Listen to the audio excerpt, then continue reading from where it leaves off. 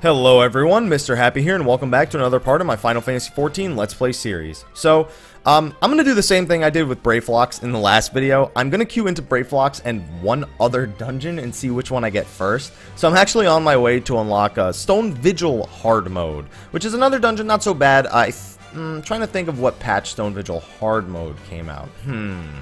I guess it doesn't really matter at this point, because right now it's patch 2.55, and just, you want to get all the dungeons possible. And at this point, if you've been following along with my guide and you've been doing things like your low-level roulette and your main scenario roulette, or you've been trying to participate in hunts and doing your weekly hunts and whatnot, then you're more than geared for any dungeon in the game other than the final endgame raids in the second coil and final coil of Bahamut. So we don't even have to worry about item level requirements anymore.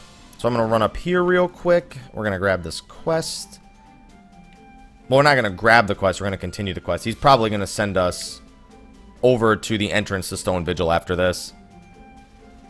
I think he's up on the 3rd floor. I like how they just don't mind just riding a chocobo through the tower. Hey, there he is.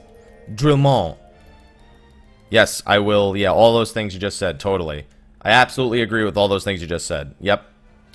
No questions asked. Alright, go back down. Just ride the chocobo across the tables, no problem. They don't mind. My chocobo's got clean feet. We washed it on the snow before we came inside. I'm sure all this stone is very, very clean as well.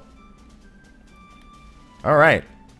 Move over to Stone Vigil. I actually haven't done any hunts on this character in a while. Every time a hunt is spawned, I've been on my main. When I'm streaming, I'm like, oh, I just want to switch to my alt and do it, but there's not enough time. There's not enough time. Gonna be in LA for another 5 days, I believe. Today is Friday, yeah. Oh, hey, would you look at that? Giant Seps is up. This is a fate that's very much needed by a lot of people. For... Her name looks like weird as all hell. It's a name that... It's a fate that's very much needed for a lot of people's Zodiac trials. Their Animus books. Hey, Stone Vigil Hard Mode now accessible. Alright, now it's been updated. Let's clear out Sunken Temple, Brayflox, and Stone Vigil. Throw up my duty. Alright, which one do you guys think we're gonna get first? I mean, it doesn't matter because you already know because of the... That was a dumb question. You guys already know because of the title of the video which one we're gonna get. I don't know yet, though. So here's the thing. It's gonna be a surprise for me, but it's not gonna be a surprise for you. Thing is, though, we're almost, we're getting close to being done with our high-level roulette. I might want to just finish unlocking that. Let's see, Brayflox, Stone Vigil, Hullbreaker Isle. Trying to think. Lost City of Amdapor. I haven't done that yet. That's one of my favorite dungeons, too. Oh, what am I missing? Yeah, let's look through my dungeons real quick. What ones am I missing? Tamtara hard mode. So, Sastasha, Tamtara. There is no hard mode for 1000 Maws. Brayflox. There isn't one for Cutters. Stone Vigil. And then there's Lost City and Hullbreaker. I think that's all I need. Lost City? No. And Keeper of the Lake is Expert. And Snowcloak. Snowcloak's the other one I'm missing. That one's part of the 2.4 main story mission. So I only have a few more dungeons to go. I mean, I only have a few more dungeons I can actually do, and then I'm going to have to continue on with the main story, do Ramuh hard mode and Shiva hard mode. I got to do the extremes, too, on this character. Extremes are not so bad to get into group-wise. I just have to let the group know. The thing is, I'm probably going to end up joining a farm party for those, because a lot of people like to farm the drops from the Extreme Primals, more specifically the mounts that the Extreme Primals drop. So, I'm probably just going to have to tell them, hey, it's Mr. Happy, I'm on my alt, I want to get in on this group on this character. Because there's, like, very few, like, progression-related groups for Ifrit Extreme. And I'm going to be using the Party Finder for that. It's pretty rough to actually get into the Party Finder and get Extreme Primals done. Most people will ask help for their free company. You know, if I do that, it's like, it's probably going to be even easier than joining the Party Finder. In fact, it will be. And the Duty Finder is not a super reliable way of doing them, but I have seen quite a few successful Duty Finder groups for Extreme Primals. Like, it's been a lot more common lately. I think Ramuh and Titan are still the two hardest ones to get to work in the Duty Finder, but I think about a month ago I queued in a Titan Extreme in the Duty Finder, and we actually had success. It took us a few pulls to get it down, but after a few pulls, I mean... and enough echo. I guess I should have added that with the echo, with the buff that increases your maximum HP and your damage dealt and your healing done and all that. it probably made the fight a little bit easier than it would normally be considered. But anyway, I am going to go AFK until that last tank joins the queue. That last tank is what made Brayflox take so long. It's just one healer, 2 DPS. One tank takes forever. I don't know where all these tanks went. I don't know if they went to go try DPS, if they went to go try healers. I don't know what's going on. Never mind. Brayflox just popped, so I don't need to go anywhere. Well, Brayflox is the winner this time. Wish that had popped earlier so I didn't have to look like a fool. Oh well, Brayflox pretty easy run, so welcome to Brayflox hard mode. It's a pretty simple dungeon. It's actually one of my favorite dungeons aesthetically. I've always really liked Brayflox as a whole anyway, and we actually have a pretty decent party composition, having a black mage, a white mage, and a paladin. I would have preferred a warrior, but don't get me wrong. A paladin is perfectly fine. So let's just see what kind of run we end up doing. So a lot of groups tend to ask, what kind of run do you guys want to do? Very, very common here. It's also very common to just run ahead and test the waters and see if your group can handle a full speed run. So this first part of the dungeon has a lot of enemies. Looks like we're doing a full type speed run. Now, it's for runs like this where I'd really want to have eye for an eye. The fact that I don't have eye for an eye is making this harder than it needs to be. So I just want to stress cross-class abilities. They're very, very good. So as you can see, we're going to gather up all the enemies. He actually got enough aggro for me to throw a regen on him, but I'm not going to yet. I'm going to hope that he pops hollowed so I can get some holies off, but we'll see what he ends up doing. I also want to see if he does a full run, like up there and everything. Yeah. So, give me a second here to get situated. I really want to get a few holies off. But, yeah, and while he's using his cooldowns is the best time. So here's what I'm going to do. Oh, there we go. And then I'm just going to keep him targeted and do the benediction strat. The Benny strat's the best strat. And then we're just AoE everything down. I'm going to throw him a Benny. Continue to holy. See? Real simple pulls. Everything's almost dead and we're good to go. So the whole time, bunch of AoEs here, a lot of paralysis from the Coral type enemies. Also, you can see there's a tank shooting AoEs at us the whole time. Also, there's a tiny key on the floor here. Make sure you do not miss that. You're going to need that for the next part. What a lot of groups will do is they'll actually pull all those enemies all the way up here and then to the right because it stops that cannon fire from happening. Oh, I'm going to leave it up to the black mage to sleep these. So there's a bunch of groups. There's an enemy over there with some treasure coffers. Most groups ignore them. And they just pull both of these and they don't even kill it. Most groups do not even kill these enemies. You'll usually sleep one. And then you'll run into the boss room like this. This is how a lot of people skip bosses. We need somebody to actually pull the boss, though. Oh, nope, nope. Alright, well, now we have an extra enemy in the room. Oh, we might even have 2 extra enemies in the room. No. Just kill the enemy. It's fine. It's fine. Just kill the enemy. If we have an extra enemy in the room, it's fine. I think nope, now we have 2 extra enemies. So that was completely botched. Everyone wasn't on the same page for that one. So this is going to be a much longer fight now. It's not too big of a deal. Normally what you'll try to do is you'll just pull the enemies to that little section that you just saw, then pull the boss, and then it'll cut off their entrance, and you can just fight the boss. But you can see in the duty finder that can go very wrong. I want to give big props to the tank for actually covering me. A lot of tanks just ignore that mechanic. And welcome to the first boss of the dungeon, the Illuminati Commander. So he throws bombs all over the place that do AoEs. You just got to be able to avoid them. These AoEs can be pretty cool. He'll throw more and more of these as times go on.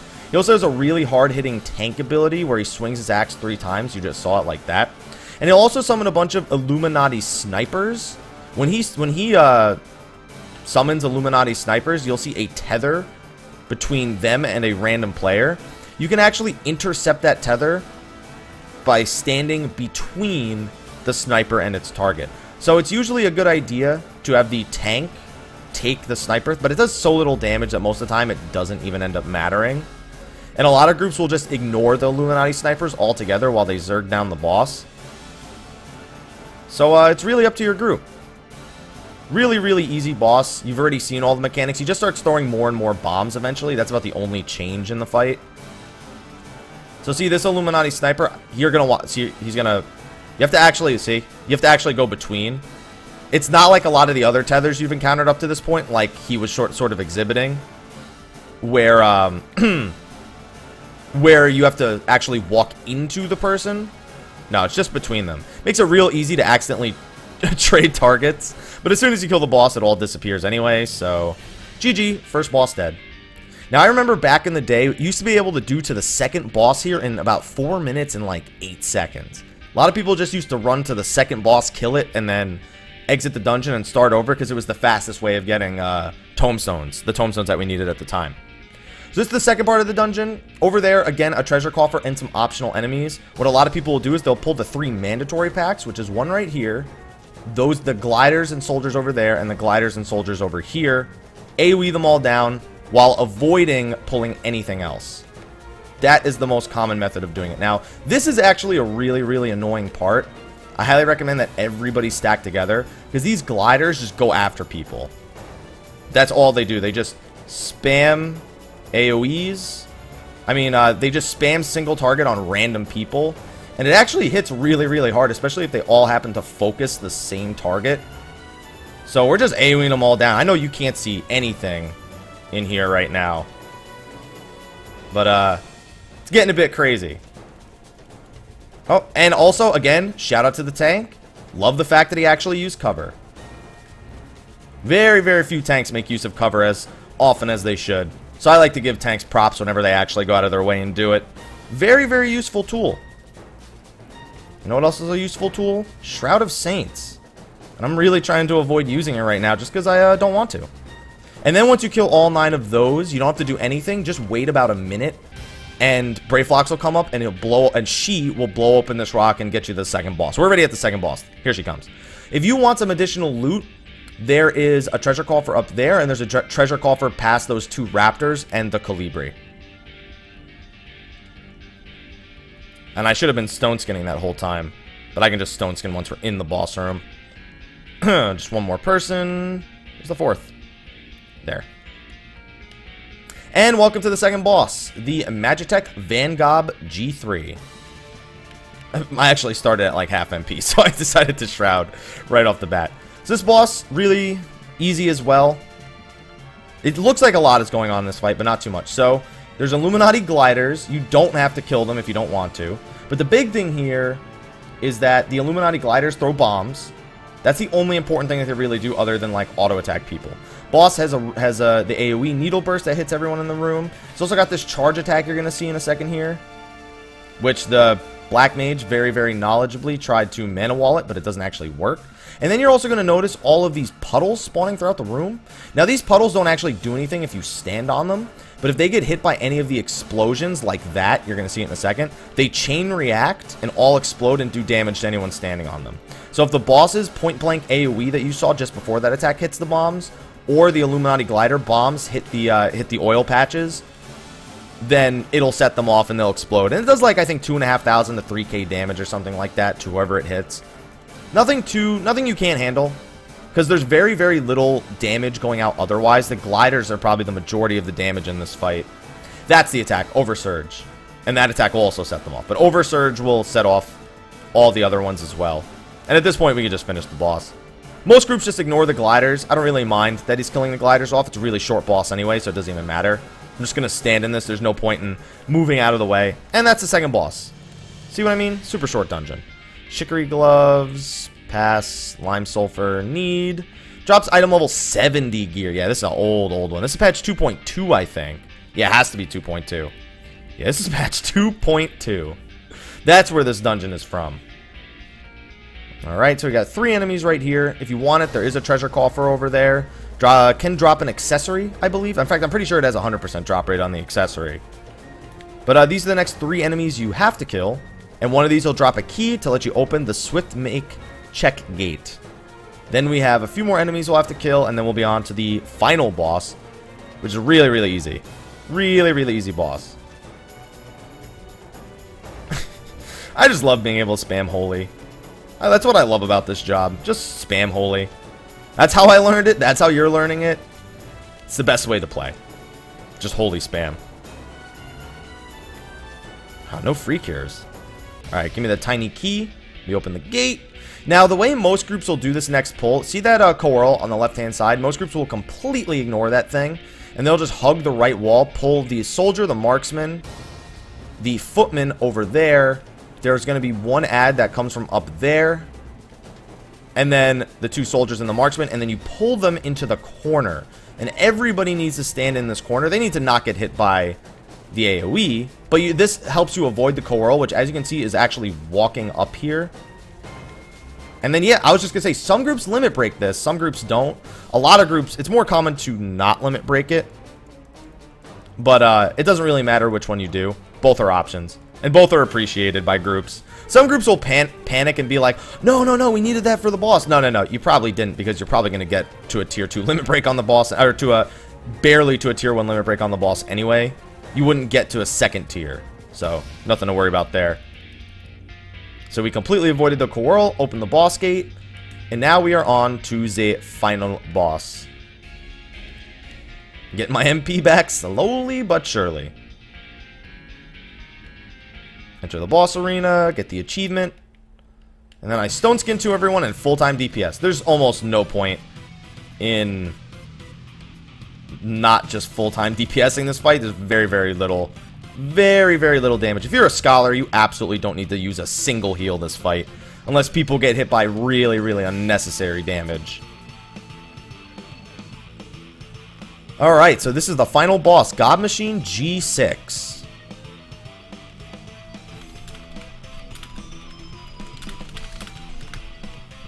They were actually staying and trying to explain the fight.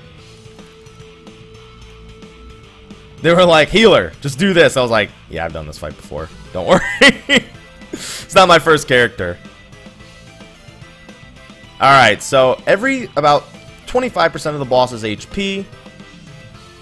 He's going to do this. He becomes untargetable and he just runs around the outside of the arena. And if you stand in front of him, it will knock you back and deal some damage. So you want to stay somewhat in the middle of the room. Kill all the ads that spawn. And then this is the important part. Do I have Blizzard too? Yes, I do. Now, these bombs will all spawn. And when this happens, you want to knock them all to the outside of the arena. Otherwise, their explosions will hit you a lot and deal lots of damage. See what I mean? So then you just stay in the middle of the room. Sometimes we have some rip frames there, but... And that's it. You just have to do that like a couple of times. Some more enemies will spawn the second time around, but yeah. It's the same fight. You've seen the whole fight pretty much. There's one thing that can happen in the final bomb toss phase, which is what I'm calling that, you know, time when he shoots the bombs into the air and then he goes along the outside like he's doing right now. But let's see if we even get there first, because a lot of groups will just use the limit break in order to skip the final phase altogether. And I keep healing with the freaking thing on. Keep healing with it on. Don't know why I can't stop myself from doing that. It's going to summon more bombs that we have to knock away. You've already seen me do it once. I'm just going to use Blizzard 2 to do it. Don't use Holy. You don't need to do that much damage to these things. Save your MP. See, he's using Ring of Thorns. Uh-oh. I'll let somebody else get that one. I got them both. Whew! We might have taken a hit there. No, we're fine. So, and then here what most groups will do is they'll just limit break him when he goes to do his final air phase, so you can skip it all together. Looks like we won't actually have the limit break, though. So this is why some groups don't like using the limit break in that section. But most of the time, you don't even need the limit break to skip the phase because we're so over-geared for it. If we end up getting the final phase, it's okay. But we didn't, so we're fine. So in that final phase, what'll happen is he'll summon a big bomb in the center of the room that everybody needs to kill. And all you have to do is kill the big bomb while avoiding him charging through the center of the room. And that's it. That's the only change to the fight. It was a nice, easy party. Nice, quick run. Give the tank a commendation. He actually earned that commendation because he was actually using cover on me in those big, big parts of the fight. I got one commendation. Not bad. But as you can see, Brayflox hard mode, not that difficult of a dungeon. How many tombstones was that worth? I think I was worth 100 with the first time bonus. It was worth 90 with my first time bonus, like, included. So, getting really close. I need less than 400 more tombstones to get my item level 110 weapon so we can do the turn 5 video, which I'm dreading, by the way. But anyway, thank you for watching. I'll see you guys in the next one, where I will probably try and do Stone Vigil hard mode. And until then, take care.